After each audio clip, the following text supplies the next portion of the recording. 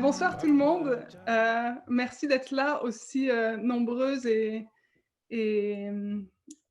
et souriantes. C'est toujours le fun de voir vos visages parce que même si c'est un événement en ligne, ça nous, ça, nous, ça nous anime de voir les visages puis aussi de voir vos réactions. On est vraiment très excités ce soir parce que la table rouge va être hot. C'est vraiment un sujet qui me captive beaucoup en ce moment. Puis, je vais vous inviter, durant l'événement, d'être proactif dans le chat si vous avez des insights, si vous avez des conseils, si vous avez des petites astuces à partager. N'hésitez pas à le mettre dans le chat. Puis, aussi, pendant l'événement, s'il y a des trucs que vous trouvez incroyables, vous pouvez nous envoyer des petits applaudissements silencieux, vous nous envoyer des cœurs. Juste, n'hésitez pas de réagir parce que c'est comme ça nous nourrit aussi. Puis, si vous avez des questions qui vous viennent au fur et à mesure, n'hésitez pas à les mettre dans le chat parce qu'on va comme reprendre les questions à la fin puis les poser à Sarah. Donc, notre invitée spéciale de ce soir, c'est Sarah Rodrigue. Yay! Et Sarah Rodrigue a un background, elle a fait des études d'abord en politique, puis elle s'est reconvertie en coordinatrice d'événements pour devenir auteure. Puis en fait, elle a écrit un bouquin qui s'appelle Maudites hormones, qui parle en fait du parcours des hormones durant notre vie de personnes menstruées et futurement ménopausées. Et est-ce qu'il y a des personnes d'entre vous qui ont lu le livre? Je serais curieuse de voir, show of hands, qui c'est qui a lu le livre? Nice, ça fait quand même pas mal de personnes. Yes. Puis en fait, Sarah a participé à un documentaire qui s'appelle L'automéno de Véronique Cloutier, qui est sorti il y a quelques semaines, puis qui a été un gros hit. Ça a lancé un gros jet de lumière sur l'obscurité de la ménopause. Donc, dans ce documentaire, justement, Véronique nous partage son expérience et les réponses aux questions concernant la ménopause et leurs symptômes pour aider d'autres femmes à mieux vivre cette étape de leur vie. Et donc, suite à ce documentaire, puis aussi parce qu'on sait que la ménopause, c'est un sujet qui est assez encore tabou ou obscur, on a décidé d'inviter Sarah Rodrigue pour qu'elle nous partage tout ce qu'elle sait sur les hormones et oui. Je suis un peu encore excitée, c'est le début. Mais donc, bienvenue Sarah, merci d'être parmi nous ce soir. Est-ce que tu aurais envie de rajouter quelque chose peut-être sur ton parcours personnel? Qu'est-ce qui t'a amené à écrire ce livre? Ben, merci. Ben là, la première chose que je veux dire, c'est bienvenue à tout le monde. C'est super le fun. Merci de me recevoir parmi vous. Super belle communauté. Je suis super contente d'être là. Je suis super fébrile. Donc, prenez-vous un verre, prenez-vous quelque chose d'une tisane, ça, accompagnez-moi, c'est le fun, ça se veut joyeux, même si on parle de ménopause. Puis ce que je veux ajouter sur moi, ben, je vais vous parler un peu plus de mon parcours, peut-être au début, tout à l'heure, là, mais ce que je peux vous dire, c'est ce qui m'a amené quand même à vous parler de ménopause aujourd'hui, c'est que moi-même, je suis ménopausée. Je le suis depuis l'âge, la fin 41e, puis je vous expliquerai pourquoi, mais que c'est un sujet qui me tient à cœur et que j'ai écrit un livre qui s'appelle Maudites hormones parce que j'ai moi-même souffert d'une condition pendant 27 ans qui s'appelle le trouble dysphorique prémenstruel, qui est une forme sévère du syndrome prémenstruel. Je vous donnerai un petit peu plus de détails aussi.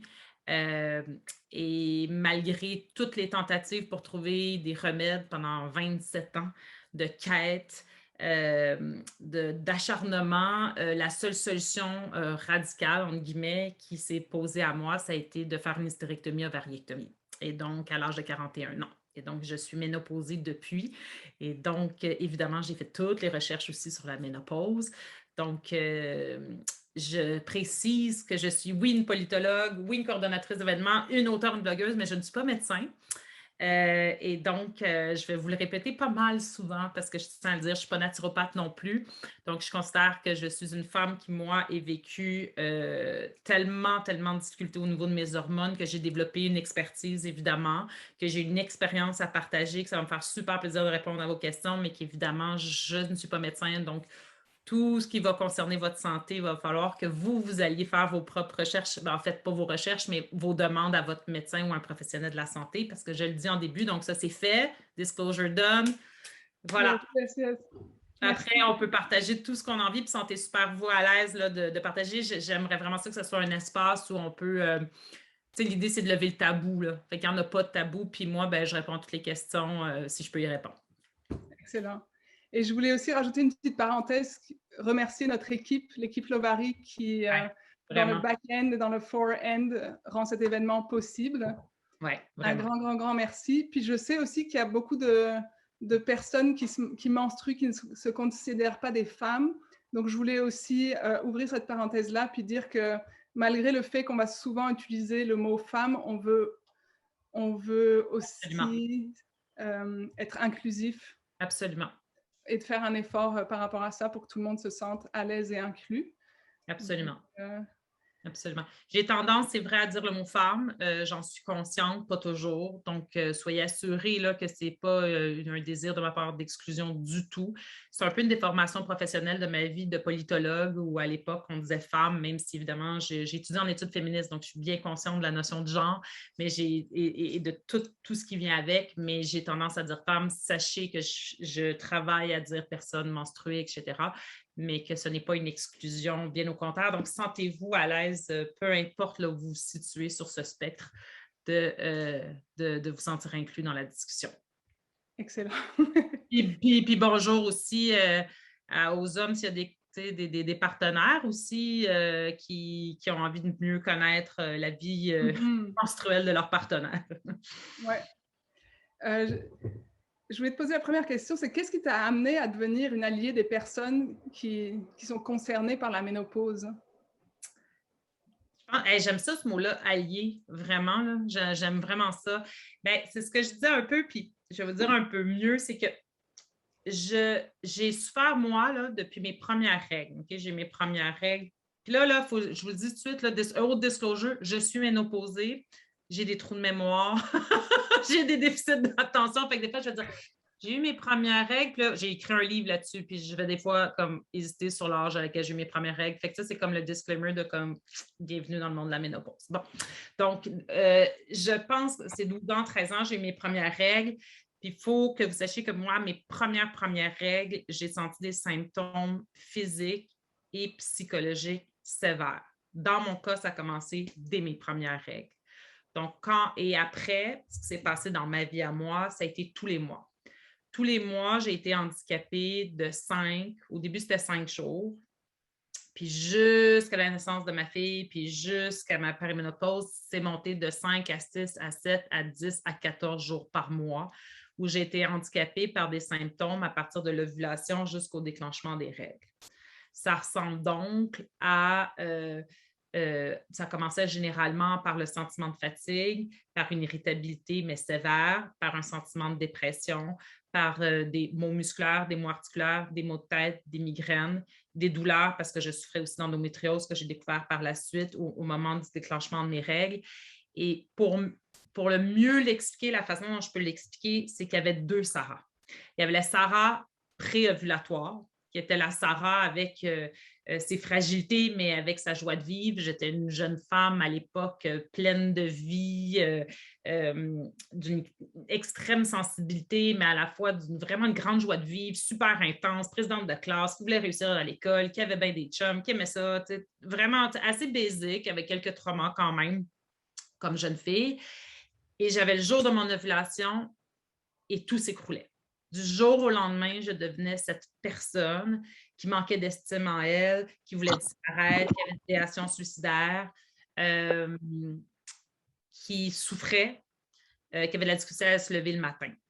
Et pendant 20 ans, j'ai essayé de trouver, là, je fais ça vite, là, de trouver ce mal dont je souffrais. Et ça m'a pris 20 ans à travers quête et recherche et spécialistes. J'en ai vu là, des gynécologues, des obstétriciens, je les ai toutes vus, les endocrinologues, les psychiatres, les psychologues, pour découvrir que je souffrais d'une forme sévère du syndrome prémenstruel qui se nomme le trouble dysphorique prémenstruel.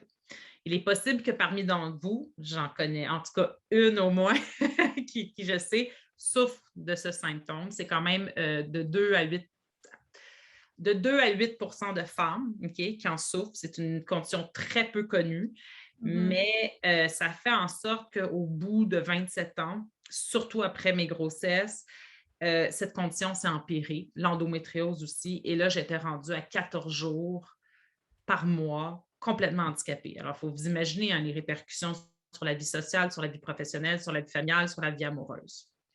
Est-ce que le fait que tu aies compris que c'était une dysphorie, donc sans doute, je ne veux pas dire une maladie mentale, mais est-ce que ça t'a comme rassuré et permis de trouver des meilleurs outils pour naviguer cette condition?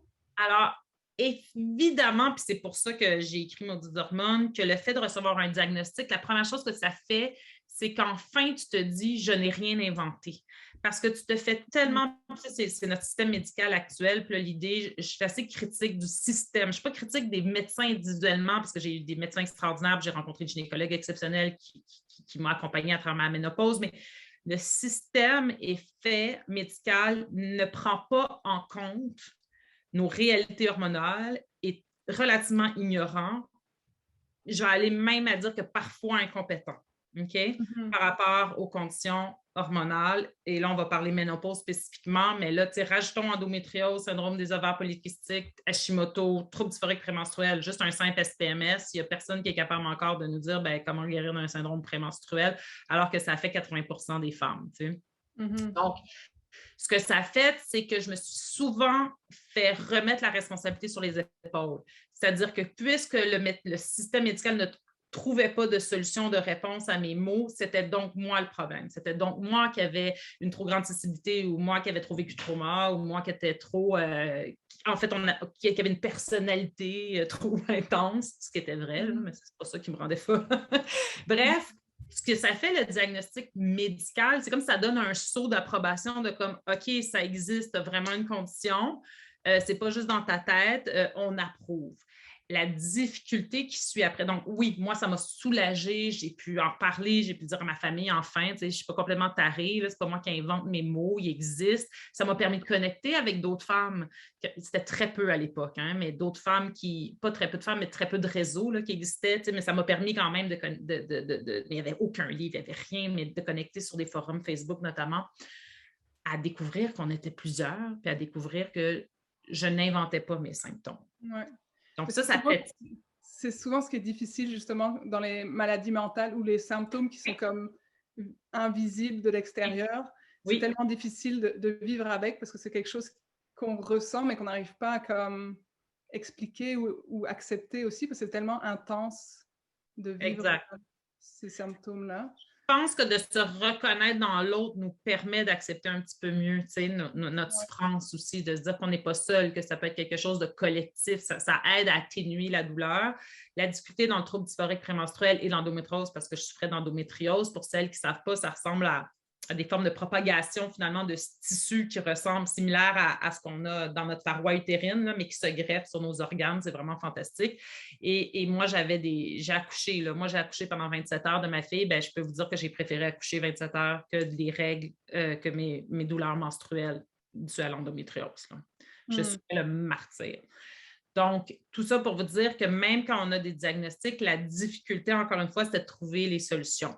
Pour celles et ceux, toutes les personnes qui m'écoutent, il existe des solutions autres que la ménopause dans le cas de troubles dysphoriques prémenstruels. Okay? C'est juste que moi, j'ai dû aller jusqu'au bout. Okay? Je suis donc devenue ménopausée de façon chirurgicale. Mais il y a d'autres étapes avant, puis il y a beaucoup de femmes qui trouvent des soulagements, puis on fera une autre fois tout un exposé sur le trouble dysphorique prémenstruel. Là. Je sais qu'on parle de ménopause, mais je voulais vous expliquer d'où je viens. Pourquoi est-ce que je suis arrivée là? Là, je suis arrivée en ménopause, dans mon cas, à 41 ans, parce que c'était la seule solution. Ce que ça veut dire, c'est que ma gynécologue a accepté à l'âge de 41 ans, alors que c'est très difficile de le faire accepter là, pour celles aussi. Je ne sais pas s'il y en a parmi vous qui ont envie de lever la main, mais peut-être qu'il y en a parmi vous qui sont ménopausés de par hystérectomie, ovariectomie. En fait, on est ménopausé de façon chirurgicale quand on enlève nos ovaires. Okay? C'est les ovaires qui produisent notre estrogène puis notre progestérone et qui créent nos cycles menstruels. Et du moment où on nous enlève les ovaires, on est ménopausé. Donc là, il faut vous imaginer que tu rentres le matin à la table d'opération, puis tu ressors puis tu es ménopausé. Boum! Il n'y a plus rien. Donc, c'est tout un choc. Et donc, j'ai appris. Vas-y. Mais je trouve le mot hystérectomie aussi très intéressant parce que c'est un mot qui a un poids. C'est tellement comme encore un mot archaïque qui devrait peut-être être changé même juste. Absolument. C'est tellement comme... En fait, c'est le reflet même. C'est comme emblématique pour moi. C'est le reflet de notre système médical puis comment il a appréhendé la santé hormonale des femmes. On nous enlève l'utérus et donc on arrête d'être hystérique. L'utérus est responsable de notre hystérie. C'est ça que ça veut dire. Là. C'est quand même un beau miroir de l'histoire médicale autour du corps de la femme. Absolument, absolument. Puis c'est encore le mot qui est utilisé, là, à moins que dans d'autres pays. Il y a quelqu'un qui s'est dit, Claudia, qui me dit, moi, je me suis autodiagnostiquée. Oui, je comprends. Donc, je suis devenue l'alliée des ménopausés parce que j'ai dû faire des recherches avant de prendre cette décision-là et que j'ai dû m'intéresser et qu'il y avait des gros risques dans mon cas quand même. Il y a des risques de devenir ménopausée à l'âge de 41 ans. Il y a les effets secondaires de la ménopause normaux, mais il y a aussi des risques parce qu'on est jeune, parce que c'est considéré précoce, parce que c'est brutal. Donc, je me suis intéressée et tout d'un coup, en tant que femme ménopausée, j'ai commencé à me poser plein de questions. Qui étais-je ménopausée? Quel deuil j'avais à faire? Quels effets secondaires auxquels j'allais être confrontée? Puis, je suis retombée dans un autre gouffre d'informations. Je me dis, mais c'est pas possible. Je suis retombée dans une autre quête de chercher pour mieux comprendre. Et donc, c'est sûr qu'avec le livre, mais avec l'automéno, là, c'est sûr que puis là, je ne suis pas en train de dire à tout le monde de demain enlever votre utérus puis vos ovaires puis devenir ménopausée, là. Mais je veux dire que dans mon cas, ça a sauvé ma vie. OK. Wow. Littéralement. Je ne serais pas ici en train de vous parler si moi, je n'avais pas eu accès à cette opération. J'en suis convaincue. Donc, c'est important. Donc, pour moi, c'est très positif d'être ménopausée.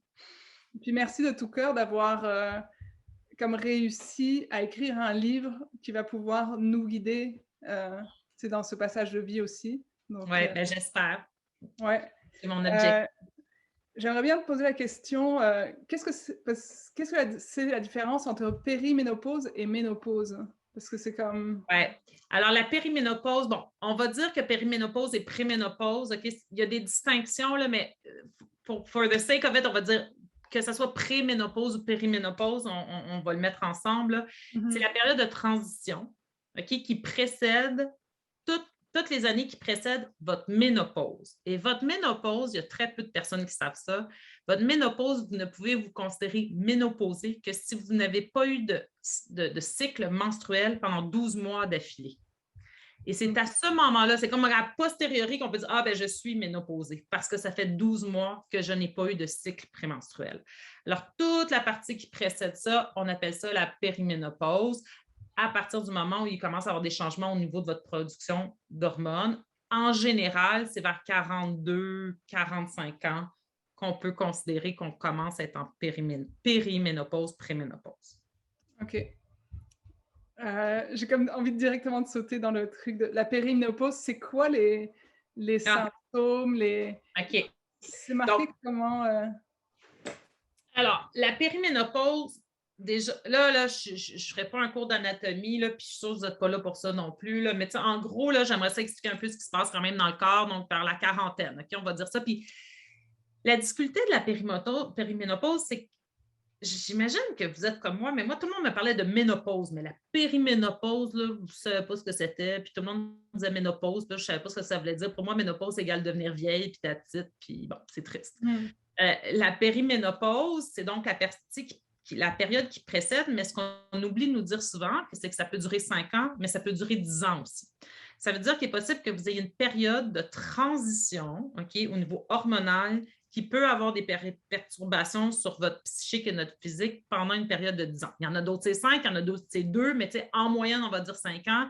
Mais pour certaines femmes, c'est personnes menstruées, c'est 10 ans. OK? Puis la périménopause qui se passe dans notre corps, au niveau de notre corps, là, puis là, j'y vais vraiment basique, là, parce qu'évidemment que c'est plus complexe que ça, là. C'est au niveau de nos hormones puis notre production d'hormones.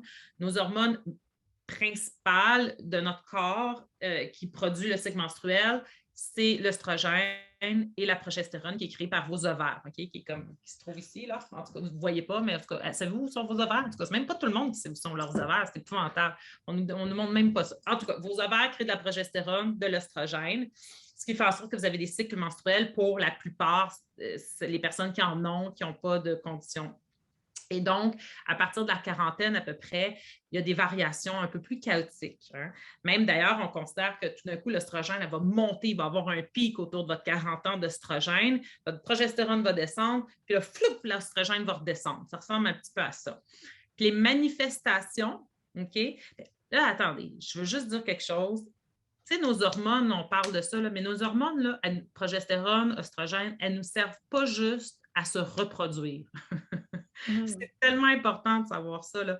Nos hormones, elles déterminent et elles ont un impact sur notre humeur, notre système digestif, notre sommeil, notre santé cérébrale, notre santé cognitive, notre santé cardiovasculaire, sur la peau, sur la façon dont notre gras cutané se transforme, sur, je ne sais pas ce que j'ai dit encore, vous voyez, j'ai déjà. Qu'est-ce sur quoi d'autre?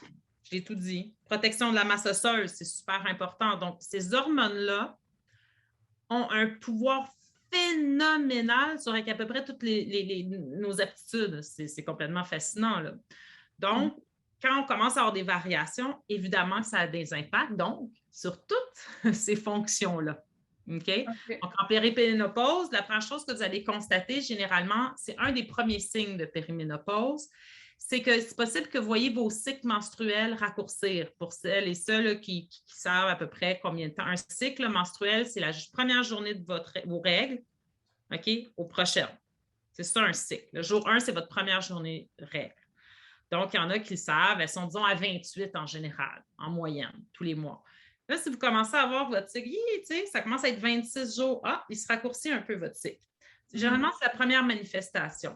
Il y a une autre manifestation qui va arriver pour plusieurs femmes, c'est un cycle plus abondant, des règles plus abondantes. C'est quelque chose qui va se manifester. Moi, je suis entourée d'amis qui me disent qu'elles sont en hémorragie quasiment à tous les mois maintenant qu'elles ont atteint la quarantaine. Il y en a que ça va être moins, là. Là, je généralise. Évidemment, on est toutes uniques. Mais c'est comme des manifestations qui peuvent vous mettre à la tête de « Oh, OK, il y a quelque chose qui est en train de se passer. » Raccourcissement de cycle. Là, après, généralement, règles plus abondantes ou moins abondantes, puis après plus abondantes, moins abondantes. Puis là, généralement, un peu plus tard, ce qui se passe, avant votre ménopause, qui devrait être généralement en moyenne vers 53 ans, vous allez avoir sauter des cycles. Sauter un cycle, sauter un autre. Là, oups, avoir une menstruation. Là, oups, puis en avoir. Là, vous commencez à vous rapprocher généralement de la ménopause, que ce n'est pas mathématique comme ça, là, mais en général, c'est les manifestations. OK? La difficulté, c'est que certaines d'entre nous allons vivre des symptômes plus difficiles que d'autres. Là, on va parler de bouffées de chaleur. 80% des femmes vivent des bouffées de chaleur. Et quiconque n'a pas vécu de bouffées de chaleur ne pense pas que c'est très désagréable, mais laissez-moi vous dire que quand on en vit, on comprend pourquoi nos mères se sont plaintes de leur bouffée de chaleur si longtemps. Ce n'est pas agréable. OK? On se sent là, c'est parce que souvent ça vient avec une montée, c'est la chaleur, là, mais ça vient souvent avec de l'angoisse. Puis là, notre mascara en coule, nos vêtements sont imbibés d'eau, c'est comme pas le fun. Il n'y a rien de chic à ça, c'est pas agréable. Je ne sais pas pourquoi on n'a pas trouvé plus de solutions, mais c'est pas toutes les femmes, là, mais honnêtement, c'est probablement la majorité. Ouais, moi j'ai trouvé que j'avais souvent des amis qui avaient des éventails, puis ils disaient quand tu es en ménopause, achète-toi un éventail, ça va te sauver. Des glaçons, tu sais, comme le verre d'eau, glaçons, j'ai des glaçons dedans.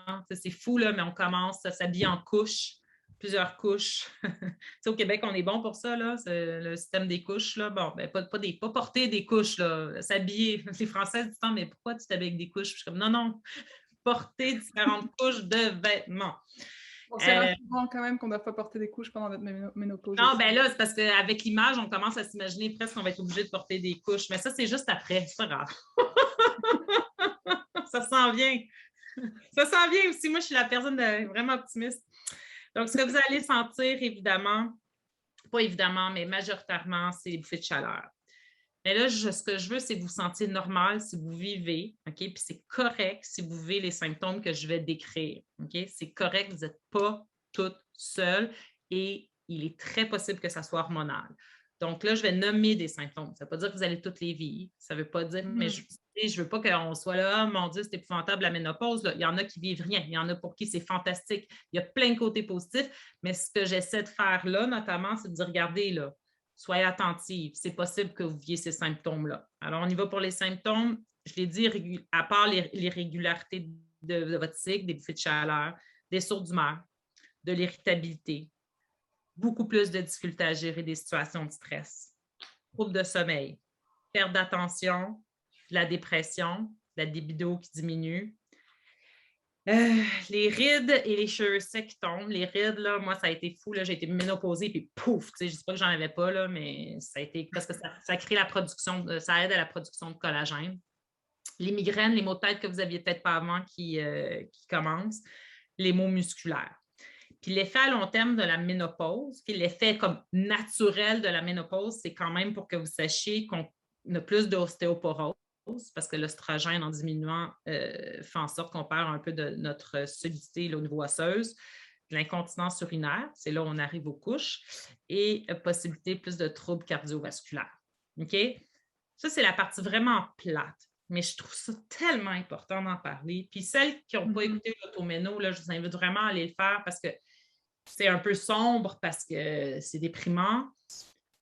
Mais en même temps, c'est pas normal qu'on souffre de tout ça, puis que personne ne nous en parle, puis qu'on croit qu'on est seul, puis qu'on n'arrive pas à l'identifier. Puis le moment où on est capable de dire, OK, mais c'est pas ma personnalité. C'est pas comme que je suis devenue quelqu'un d'insoutenable, c'est pas que je suis devenue cette personne horrible, c'est pas nécessairement même mon couple, c'est pas nécessairement mon travail, c'est pas mes enfants, c'est que c'est hormonal.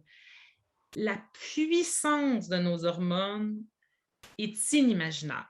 On la sous-estime. C'est pour ça que je dis, c'est pas juste votre système reproducteur, c'est pas juste, je peux plus faire de bébé, mais c'est tout, là. Ça gère tout. Ça gère absolument tout.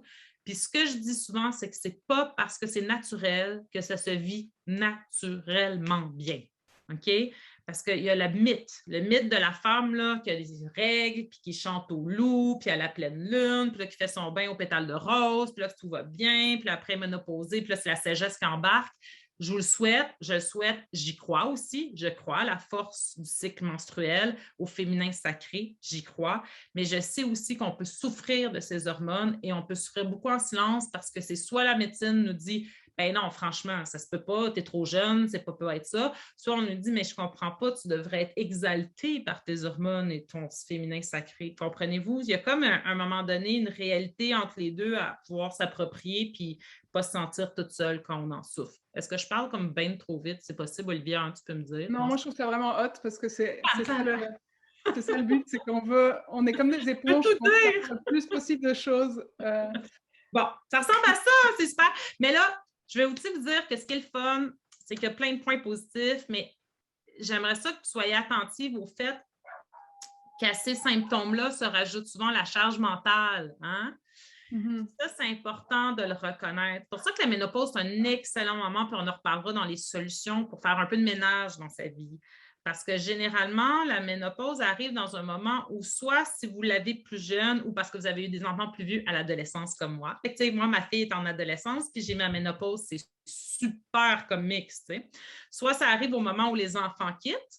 Fait que là, c'est compliqué parce que là, on a le vide du nid, puis tout ça, puis des enfants qui ont quitté, puis que là, on est en ménopause. Soit ça arrive au moment où dans notre carrière, parce que justement, enfin, on n'est plus en train d'avoir toute la charge sociale, familiale, on commence à performer au travail, mais là, on est ménopausé. Donc, il y a beaucoup de facteurs autour qui s'installent. Et je rajouterais le facteur très culturel du fait de l'image de la femme, okay, qui est généralement dévalorisée dans cette étape-là de sa vie. Et la preuve, c'est qu'il y a des facteurs culturels. Okay? C'est-à-dire qu'en Amérique du Nord, 80% à peu près des femmes vont parler de symptômes de ménopause.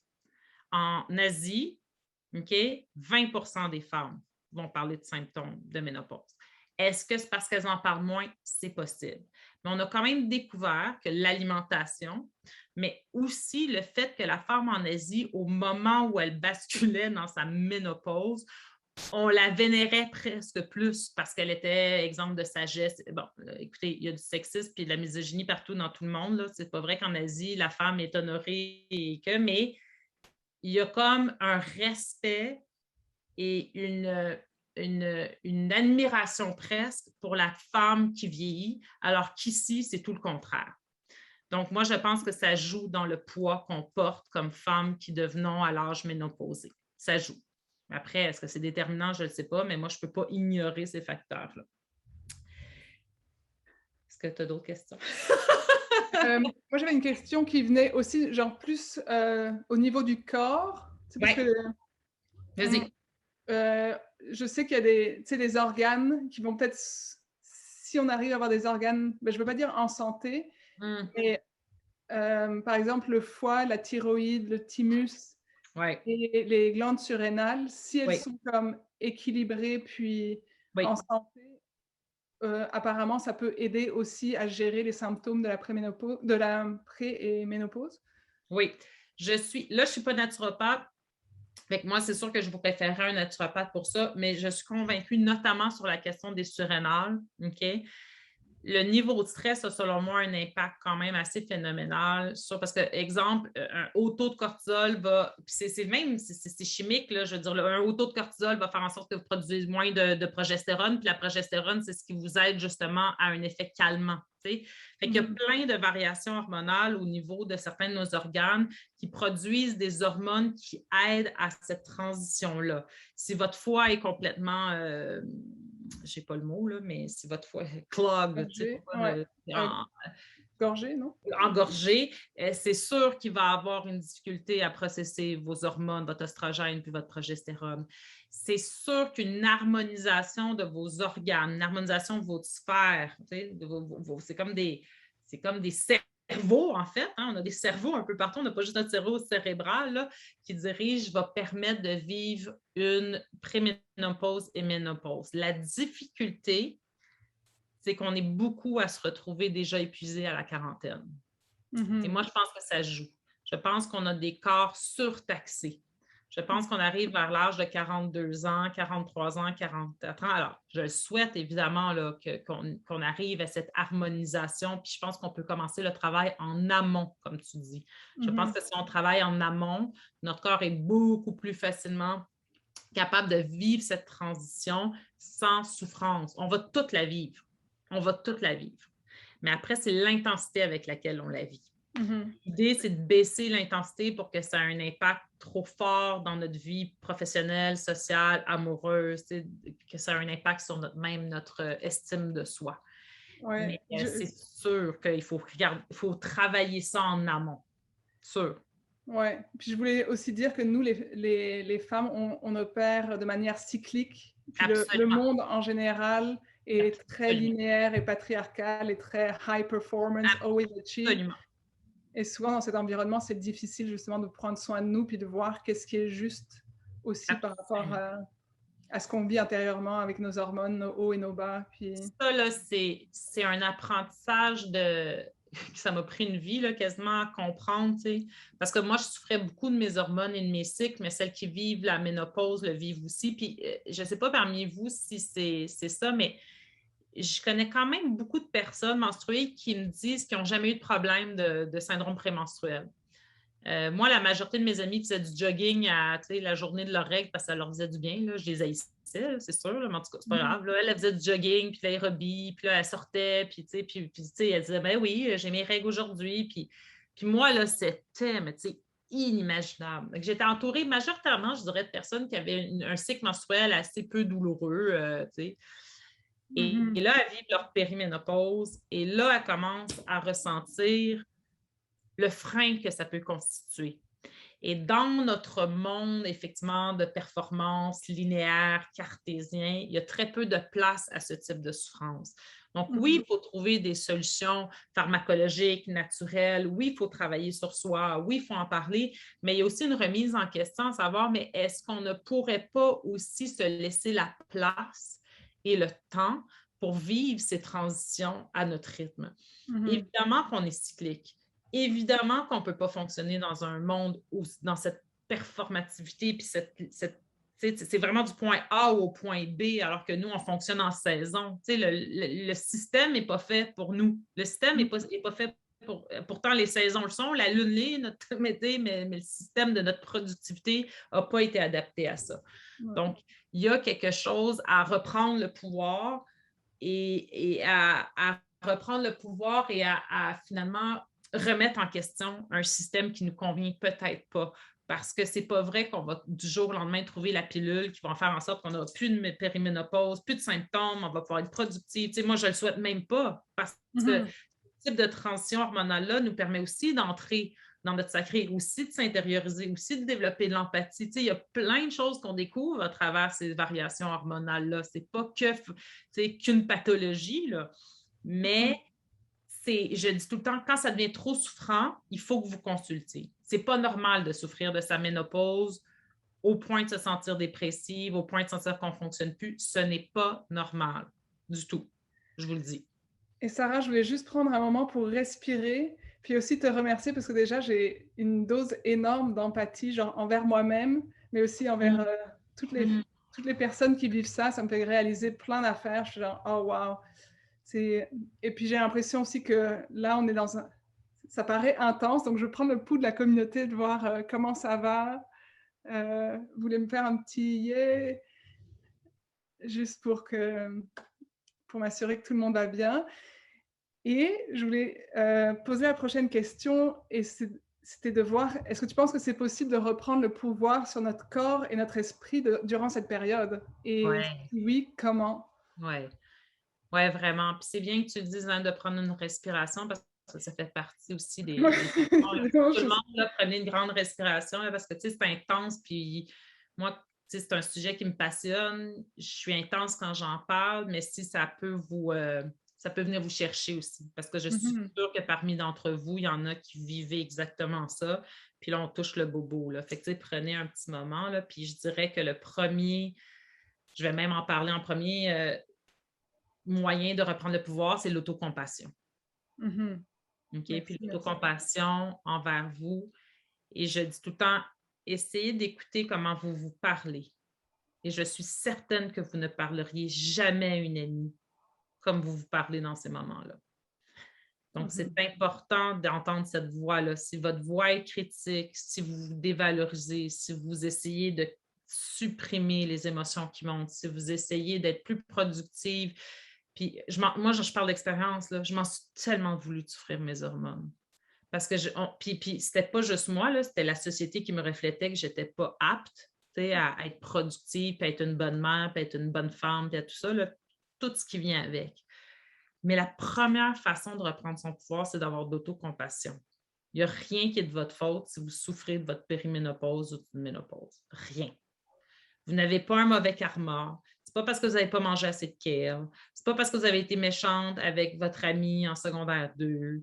Ce n'est pas parce que vous n'avez pas comme pratiqué suffisamment, vous n'êtes pas suffisamment spirituel. Ce n'est pas parce que vous n'êtes pas une femme.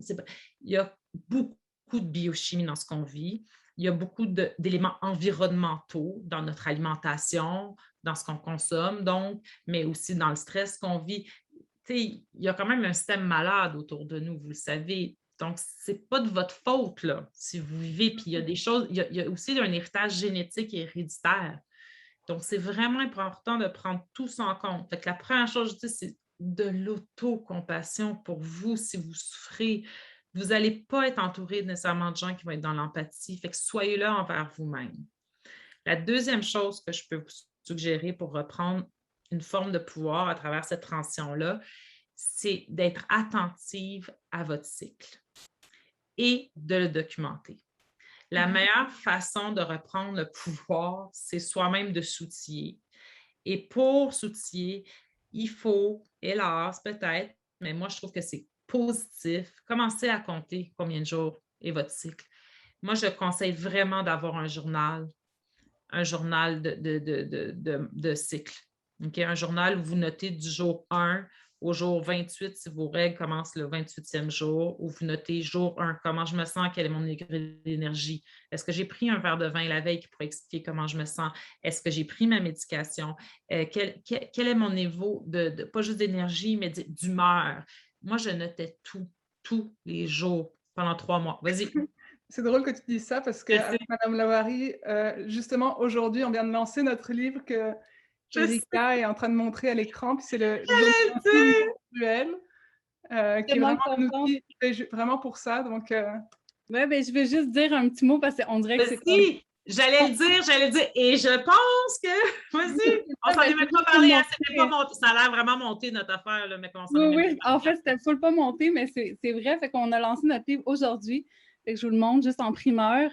Il est en vente ben, sur notre site web, mais aussi dans toutes les librairies. Vous pouvez le retrouver physiquement. Puis c'est un livre en 2 parties. Fait que la première partie, c'est plus informatif. Mais la deuxième partie, c'est des petites fiches comme ça ici à remplir qui vous permettent finalement de suivre votre cycle pendant, vous avez assez de fiches pour le faire pour 4 mois. Fait que quand même, c'est un super bon comme début pour pouvoir regarder ça, puis il y a des petits pictos et tout. Puis moi, j'ai mon application mobile sur mon téléphone, mais ça devient comme un complément beaucoup plus humain qui me permet d'aller comme plus deep dans mon cycle. Fait que j'ai les deux, puis honnêtement, it's awesome. Fait que voilà. Bravo.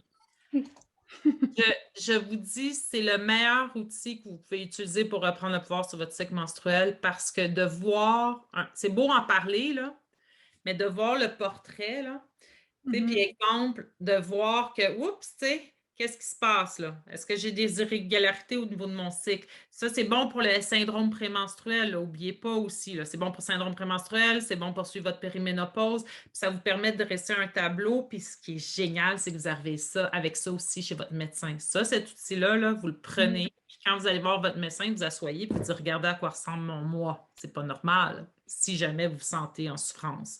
Donc, c'est génial. Oui, il y a des applications aussi. Là, j'ai vu le mot. Oui, il y a des applications aussi, mais moi, c'est sûr que je suis une personne papier et que je trouve que justement, le papier permet d'apporter. Puis, vous pouvez même faire des photocopies. Là, tu disais pour 4 mois, mais faites des photocopies au pire. Mais généralement, un médecin qui va vouloir avoir une idée de votre état hormonal qui est relativement attentif va vous demander 3 mois de suite de documenter votre cycle pendant 3 mois. Et que je dirais que ça, c'est pour reprendre le pouvoir, c'est vraiment important. Vas-y, Olivia, tu peux m'interrompre. Pour les personnes qui essaient de se préparer justement à la périménopause et à la ménopause, c'est quoi, qu'est-ce que tu suggères? Puis quelles sont les pistes et les solutions qui sont accessibles? Je dirais, si vous êtes déjà, en fait, je vais y aller pour celles qui sont en périménopause, qui vivent des symptômes, là, disons. Je dirais que évidemment, tout ce qui est, il n'y a pas, honnêtement, là, je vais être honnête, il n'y a pas d'études probantes, là, scientifiques qui vont dire que oui, il y a une alimentation qui fait en sorte que vos bouffées de chaleur vont diminuer, tout ça. Mais je crois sincèrement à la forme d'une alimentation saine. Ça m'apparaît évident, là, qu'une alimentation saine va de toute façon renforcer vos autres. Si ça ne va pas jouer directement sur ces hormones-là, ça va jouer sur tout le reste de votre système, donc évidemment. En termes naturels aussi, il n'y a pas encore d'études probantes à ce niveau-là, mais moi, j'en entends beaucoup, beaucoup parler. C'est lacté à grappe noire. Je ne sais pas si vous la connaissez. C'est un traitement naturel qui, selon des sources, peut avoir des grands effets sur vos bouffées de chaleur et l'irritabilité. OK? Toujours regarder avec votre pharmacien s'il n'y a pas un problème de compatibilité avec les médicaments que vous prenez. OK? Mais moi, je commencerai par des effets évidemment naturels si vous commencez. Moi, l'acupuncture me faisait quand même du bien. Il n'y a pas d'études probantes encore, mais je m'en fous. Ça me faisait du bien. L'alimentation, je vais juste répéter, l'alcool, attention, c'est un dépressif. L'alcool, quand on est en périménopause, il y en a qui deviennent... Moi, je suis devenue intolérante à l'alcool. Très triste. En ménopause, je prends un verre et c'est tout. Je ne peux rien me permettre d'autre et beaucoup de femmes vont devenir beaucoup plus sensibles à l'alcool. Soyez très attentifs. On me demande le café. on nous dit généralement qu'effectivement, il faut réduire le plus possible. Alors, arrêtez pas votre café du jour au lendemain, ça se fait pas. C'est pas bon, là, ça non plus. Mais réduisez si possible, peut-être à une tasse par jour, parce qu'effectivement, les excitants vont avoir un stresseur sur votre système, notamment au niveau de votre cortisol et tout ça, et va avoir un impact sur votre oestrogène, votre progestérone. OK? Le sommeil, la pleine conscience, c'est quelque chose qui a un effet sur votre système, OK, nerveux. C'est vraiment important. Et je disais la gestion du stress, là. Tu sais, quand on dit gestion du stress, ça a l'air super facile, mais hey, la périménopause, là, c'est le temps de faire du ménage. C'est le temps de faire le ménage des sources de stress dont vous n'avez plus besoin. C'est le temps, c'est tellement beau comme moment, c'est un temps de se délaisser, de délester complètement des bagages qui ne vous appartiennent plus, délester des amis qui sont toxiques, délester des couples qui sont toxiques. C'est le moment extraordinaire pour refaire votre place à vous. Et je le dis vraiment parce que c'est comme, on oublie ça. On oublie, oui, mais je ne peux pas me débarrasser de rien, puis je suis super stressée. Oui, mais OK, c'est sûr, là, vous ne pouvez pas vous débarrasser de votre enfant, donc vous devez vous occuper, je le sais, là, puis je comprends, puis non, je ne crois pas qu'un bain aux pétales de rose va faire en sorte que vous n'aurez plus de périménopause. Ça, c'est de la foutaise, OK, parce que c'est pas vrai, OK? On va arrêter, là, c'est pas vrai. J'ai Ça vraiment peut faire du bien pendant le moment du bain, quand même. Exact. C'est exactement ça. Faites-vous du bien, mais c'est à propos d'une accumulation de pratiques. C'est pas comme un truc qui va faire. Mais c'est le moment parfait pour faire du ménage dans votre vie, pour retrouver vos priorités. C'est comme, je trouve que c'est là où on est le plus dans notre maturité, notre pouvoir personnel de dire, ben moi, je suis en périménopause, là, puis j'ai pas le temps de la bullshit. OK? C'est merveilleux pour ça. Je ne sais pas si j'ai le temps de parler un petit peu d'hormonothérapie. Tu sais, je ne sais pas là, où on en est. On arrive vraiment à la fin de notre temps, mais je vais quand même te laisser. Tu as ouvert la fenêtre. Maintenant, on peut pas la refermer. Mais en fait, ça va être super simple. Écoutez l'automéno. OK? J'allais en parler. Moi, on va mettre le lien dans le chat. J'imagine que ça a déjà été fait. Allez écouter l'automéno. C'est controversé, mais moi, je vais vous dire pour moi. OK? Je vais juste parler de mon expérience. Je prends d'estradiol bioidentique en patch transdermique. Et pour moi, ça a été fantastique à petite dose. OK? Mais écoutez l'automéno pour connaître tous les bienfaits. Mais ça ne veut pas dire de tout aller vous pitcher dans de la crème d'œstrogène. OK? Ce n'est pas ça l'idée. OK? Il faut que ça soit suivi par un médecin. Il y a des femmes qui réagissent très mal à l'hormonothérapie. Dans mon cas, ça a été fantastique. Mais je vous conseille vraiment d'aller voir l'automéno pour vous renseigner.